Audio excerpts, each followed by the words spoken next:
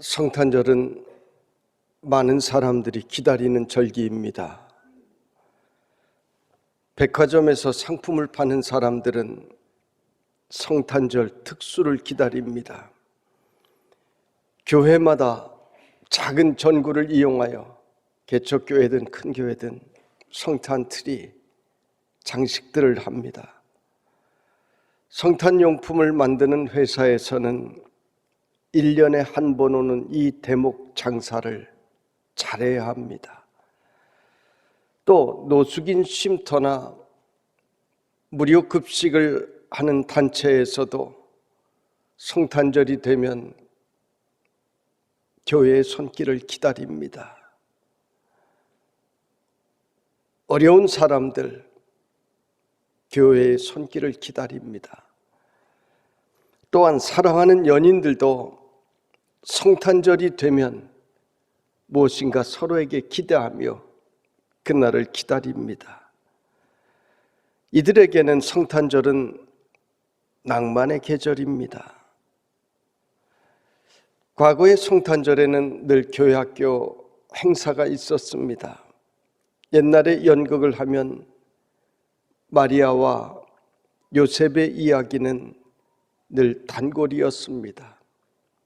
저도 연극을 늘 하곤 했는데 목자, 투 이런 거 많이 했어요. 모두가 즐겁게 저녁마다 매일 모여서 차를 마시며 즐겁게 성탄절의 준비를 하곤 했습니다. 그런데 사실 오늘 본문의 이 배경은 절대로 낭만적인 배경이 아닙니다. 어떻게 보면 마리아에게는 아주 끔찍한 사건입니다. 성경에 보면 천사 가브리엘이 마리아를 찾아갔습니다. 그리고 대뜸 은혜를 받은 자여 평안할지어다 주께서 너와 함께 하시도다 이야기를 합니다. 마리아는 왜 이렇게 인사를 하는지 의아해할 때 천사는 또다시 내가 하나님께 은혜를 입었다고 합니다.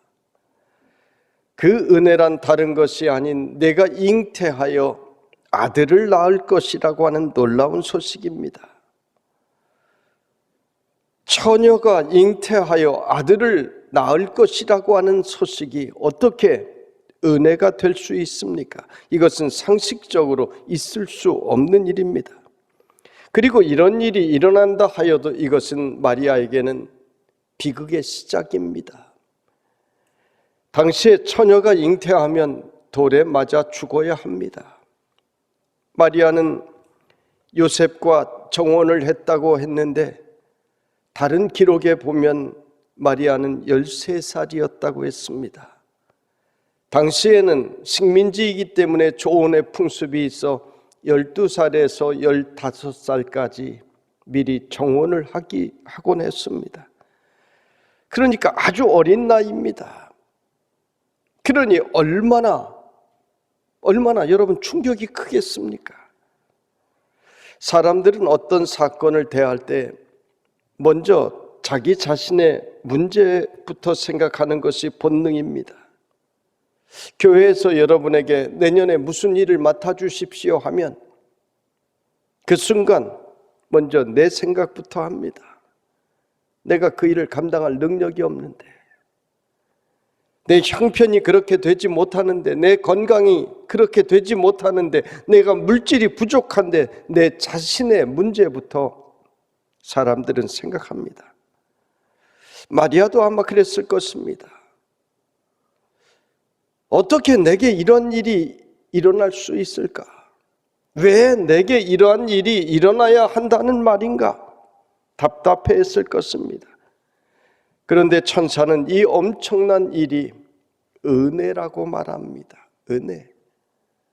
우리는 늘 은혜를 이야기합니다. 우리는 늘 은혜 받기를 기도하고 또 은혜 받았다고 합니다. 그런데 우리가 생각하는 은혜는 나 중심입니다. 내가 잘되고 내가 형통한 것을 우리는 은혜라고 쉽게 여깁니다. 여러분, 은혜의 주인은 바로 하나님이십니다. 내가 절망의 구렁텅이로 갈지라도 그 길이 하나님께서 원하신 길이면 그 길이 결국 은혜의 길이 되는 것입니다. 생각해 보세요. 아브라함은 고향 친척 아버지 집을 떠나 내가 네게 지시할 곳으로 가라 하셨는데 당장은 그 말씀이 은혜가 아니었지만 나중에 보니 은혜였습니다. 요셉이 형들에게 팔리고 감옥에 갇히고 고난을 당한 것이 절대로 은혜가 아니었지만은 나중에 보니 그것이 은혜였습니다. 욥은 아들들이 죽고 재산이 순식간에 다 없어지고 아내에게는 무시당하고 모욕을 당하고 친구들에게 버림받고, 그런데 그것을 은혜라 할 수 없지만 나중에 보니 그것이 은혜였습니다. 여러분, 은혜는 하나님께 속한 것이기 때문입니다. 은혜는 전능하신 하나님을 믿는 것입니다. 이 믿음이 여러분에게 있기를 원합니다. 내가 어떠한 길을 걸어갈지라도 나로 하여금 마지막에 은혜 맺게 하실 이는 여호와 하나님이시라는 이 믿음이 여러분에게 있기를 원합니다. 천사가 계속해서 말하는 것은 충격적인 일들입니다. 너에게서 태어날 자가 큰 자가 되고 지극히 높으신 이의 아들이라 사람들이 일컬을 것이다. 하나님께서 그 조상 다윗의 왕위를 그에게 주실 것이다. 그가 영원히 다스리실 것이다. 그 나라가 무궁할 것이다. 엄청난 이야기를 합니다. 지금 마리아는 정신이 없을 것입니다. 아니, 지금 나에게서 왕이 태어난다라는 말이냐? 그런데 그 아들이 하나님의 아들이라니 도대체 이것이 무슨 이야기인가? 아마 정확히도 생각을 못했을 것입니다. 천사가 다녀간 후 즉시 마리아는 허겁지겁 엘리사벳의 집을 방문합니다. 친척입니다. 엘리사벳의 남편 사가랴는 제사장입니다. 이 마리아가 당황하여 정신없이 달려갔을 것입니다. 부모님이 함께 갔다는 기록도 없습니다. 내 친족 엘리사벳이 늙어서 임신을 못한다고 했으나 벌써 임신하여 6달이 되었다. 이 천사의 말을 듣고 먼 길을 아마 확인하러 달려갔을 것입니다. 이 엘리사벳의 아들이 예수님보다 6개월 먼저 와서 사역을 시작한 메시아의 오심을 광야에서 선포한 세례 요한입니다. 마리아를 만난 엘리사벳이 성령의 충만함을 입어 내 뱃속에서 지금 메시아를 만났기 때문에 태중에서 아기가 지금 뛰노는구나 하고 기쁨에 넘쳐서 예언을 하고, 그 예언을 듣고 마리아도 함께 찬양을 합니다. 누가복음 1장 46절 이하에 나오는 그 노래가 그 유명한 마리아의 찬가입니다. 이 마리아의 찬가에 보면 마리아는 구약 성경의 예언을 알고 있었습니다. 하나님께서 다윗의 후손으로 메시아를 이 땅에 보내주신다는 사실을 알고 있었습니다. 그리고 그 메시아가 지금 내 몸을 통하여 오신다는 것을 알고 고백하며 찬양한 것입니다. 처녀가 잉태하여 아들을 낳는다. 그리고 그 아들은 하나님이 이 땅에 오신 메시아다. 이 놀라운 사실을 어떻게 받아들일 수가 있겠습니까? 오늘 이러한 일이 일어나도 믿기 어렵겠지만은 당시도 그랬습니다. 그런데 초대교회 공동체는 이 사실을 믿음으로 받아들였습니다. 마리아는 천사의 말을 듣고 이 사실을 믿음으로 받아들이고 말씀대로 내게 이루어질 것을 고백했고, 이 마리아는 예수님이 부활 승천하신 후에 마가의 다락방에서 120문도와 함께 주의 약속하신 성령이 임하실 것을 함께 힘써 기도하고 함께 성령 받았습니다. 예수님의 형제들도 나중에 이 사실을 다 믿음으로 받아들였습니다. 그래서 형제 야고보는 초대교회 공동체에 오늘로 말하면 총회장이 되었습니다. 베드로도 갈릴리 호수에서 풍랑의 사건을 만난 후에 주는 그리스도시요 살아계신 하나님의 아들이니이다, 예수님께서 메시아로 오셨음을, 그리스도이심을 고백했습니다. 사도 바울도 내가 환상 중에 만난 예수가 바로 그리스도이심을 고백했습니다. 역사 속에서 기독교 공동체는 예수 그리스도께서 우리의 메시아이심을 고백하였고 오늘 우리에게 사도신경을 남겨주고 있습니다. 뭐라고 되어 있습니까? 나는 전능하신 아버지 하나님, 천지의 창조주를 믿습니다. 나는 그의 유일하신 아들 우리 주 예수 그리스도를 믿습니다. 그는 성령으로 잉태되어 동정녀 마리아에게서 나시고 창조주 하나님을 믿고 그의 유일하신 아들 우리 주 예수 그리스도를 믿고 메시아 예수 그리스도를 믿고 그리고 그는 성령으로 잉태되어 동정녀 마리아에게서 나신 것을 믿습니다라고 하는 신앙 고백을 우리에게 남긴 것입니다. 여러분, 다른 것이 중요한 것이 아닙니다. 삼위일체 한 분이신 예수님께서 동정녀의 몸을 입어 이 땅에 우리를 위하여 찾아오셨다는 이 사실이 중요한 것입니다. 그래서 성경은 다른 잡다한 것을 절대 기록하지 않습니다. 위인전이나 영웅들의 이야기를 읽어보면 영웅들의 어릴 적에 흥미있는 이야기들을 기록하곤 합니다. 그런데 성경은 그런 거 기록하지 않습니다. 예수님께도 놀랍게도 그런 사실이 하나도 기록되어 있지를 않습니다. 30살이 되어 공생의 사역을 시작하기까지 예수님께 얼마나 많은 일들이 있었겠습니까? 3년 공생의 기간 동안에 예수님 하신 일은 수없이 많이 기록이 되어 있는데 30년 예수님 생애에 관한 일은, 요셉의 가정에 관한 일은, 마리아가 살아가는 그 기간 동안의 일들은 성경은 하나도 기록하지 않습니다. 그런 일은 중요하지 않다는 것입니다.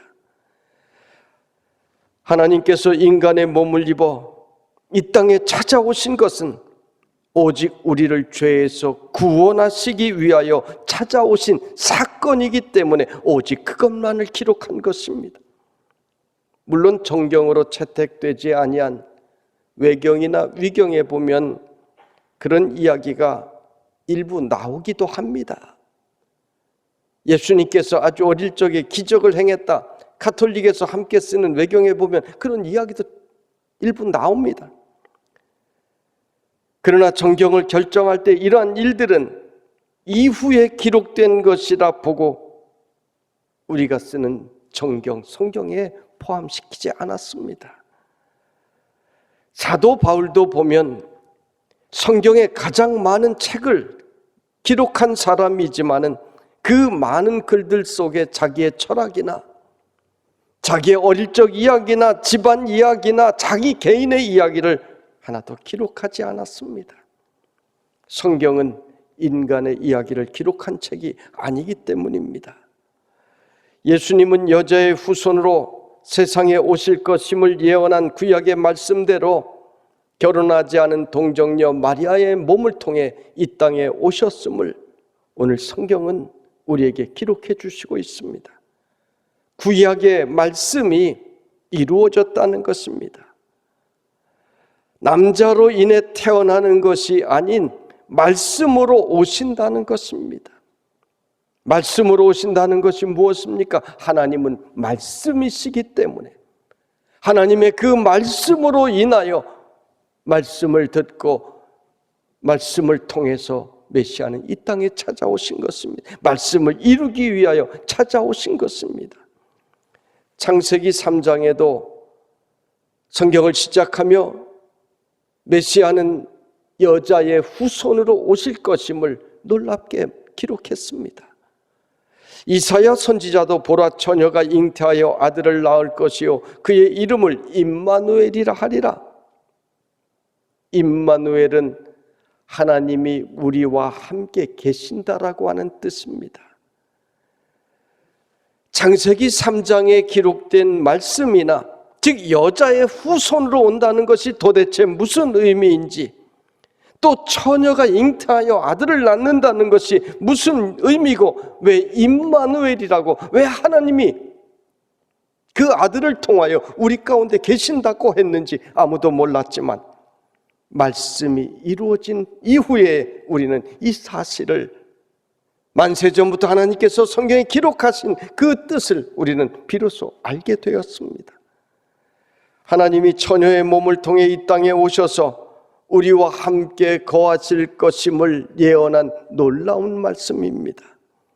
그리고 오늘 성경의 마리아는 이 일이 내게 이루어질 것이라는 사실을 믿음으로 받아들입니다. 천사가 대저 하나님의 모든 말씀은 능하지 못하심이 없느니라 할 때 38절에 마리아가 이르되 주의 여종이오니 말씀대로 이루어지이다, 말씀대로 내게 이루어지이다 하매 천사가 떠나가니라. 주의 여종이오니 말씀대로 내게 이루어지이다. 놀라운 신앙 고백입니다. 이 고백이 오늘 우리들에게도 이루어지고 있습니다. 무슨 뜻입니까? 예수님께서는 부활 승천하시면서 약속하신 성령을 기다리라고 하셨습니다. 이전에는 율법을 통해서, 제사장을, 선지자를 통해서, 사사를 통해서 하나님의 뜻을 알려주셨는데 이제는 성령님께서 각 사람에게 오실 것이니 그것을 기다리라는 말씀이셨습니다. 그리고 이 약속을 제자들은 믿고 기도하여 모두 응답을 받았습니다. 그리고 오늘 우리도 이 약속을 믿고 예수 그리스도를 구주로 영접하여 성령님께서 오늘 우리 안에 거하시는 것입니다. 마리아의 몸에 예수님께서 오셨던 것처럼 오늘 우리에게 성령님이 찾아오셨고 지금 우리 안에 거하시는 것입니다. 이 성령님은 다시 오실 예수님을 우리 안에서 증언하고 있습니다. 오늘 우리는 마리아의 믿음의 그 놀라운 고백이 우리 가운데 있기를 원합니다. 마리아의 고백은 죽음을 각오한 순종이었습니다. 이 일로 인하여 요셉의 집에서 어떤 결과를 가져올지, 또 사람들이 돌을 들고 내게로 달려들지 결과를 생각하지 않았습니다. 하나님의 말씀이 내게 임하셨으니 나는 죽을지언정 나는 이 말씀에 순종하겠다는 것입니다. 초등학교 6학년 나이 정도인 마리아의 이 당찬 신앙 고백이, 이 마리아의 순종이 마리아를 성모 마리아로 만든 것입니다. 마리아를 위대하게 만든 것입니다. 마리아는 아람어로 미리암이라고 하는데, 이 마리아라고 하는 이름은 오늘 전 세계에서 가장 많이 알려진 여성의 이름의 대명사가 되었습니다. 이 마리아는 그림의 주제로, 음악의 주제로, 성탄절의 주제로 늘 등장하는 여인이 되었습니다. 심지어 이슬람들조차도 마리아를 존경합니다. 우리 개혁교회와는 미묘한 관계이지만 천주교에서는 마리아를 신성시하기까지 합니다. 죄가 없다는 거죠. 어쨌든 마리아는 분명히 최고의 믿음의 여인이요, 존경받을 여인이요, 은혜받은 여인입니다. 바로 순종이 마리아를 이렇게 복되게 만든 것입니다. 하나님의 말씀대로 은혜받은 여인이 된 것입니다. 마리아는 자신을 여종이라고 했습니다. 종이 하는 일은 주인의 명령에 무조건 순종하는 것입니다. 처녀가 어떻게 잉태할 수 있습니까? 물은 것이 아니라 나는 하나님의 종입니다. 하나님은 능하지 못하심이 없으시니 내게 다 이루어질 줄로 믿습니다 하는 것이 바로 순종하는 믿음이었습니다. 예수님을 만난 사람들도, 순종하는 사람들은 다 치유의 은총을 체험했습니다. 내 병든 손을 내어 밀라 할 때, 중풍에 걸려 힘이 없는 팔을 믿음으로 내어 밀 때 그 팔에 힘이 생겼습니다. 일어나지 못하는 지체 장애인에게 내 자리를 들고 일어서라 할 때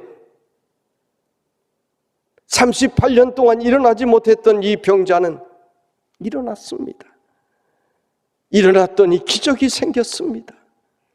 시각장애인의 눈에 진흙을 발라주시며 실로암 물가로 가서 씻으라 할 때 말씀 그대로 순종하였더니 두 눈을 다시 보게 되었습니다. 여러분, 기독교의 역사는 기적의 역사입니다. 그것은 그저 성경 속에 혹은 과거의 역사 속에 기록된 것이 아니라 그 기적은 계속해서 오늘 우리에게도 진행형이 되어야 그것이 진짜 기적인 것입니다. 누구에게입니까? 하나님의 말씀을 믿고 순종하는 우리에게입니다. 성경에는 수많은 약속들이 기록되어 있습니다. 오늘 누가 그 약속의 말씀들이 이루어지는 주인공들이 될 수가 있습니까? 말씀을 믿고 그 말씀에 순종하는 사람들입니다. 이제 우리는 대림절 4번째 주일 마지막 주간을 지나가고 있습니다. 다음 주면 다시 오실 예수님을 만나는 그 시간을 연습하는 성탄절입니다. 예수님께서는 반드시 다시 오실 것이라고 하셨습니다. 이 말씀을 믿고 기다려 예수님이 오심을 기쁨으로 맞이하는 그 말씀이 내게 이루어지는 우리 성도들이 되시기를 주님의 이름으로 축원합니다.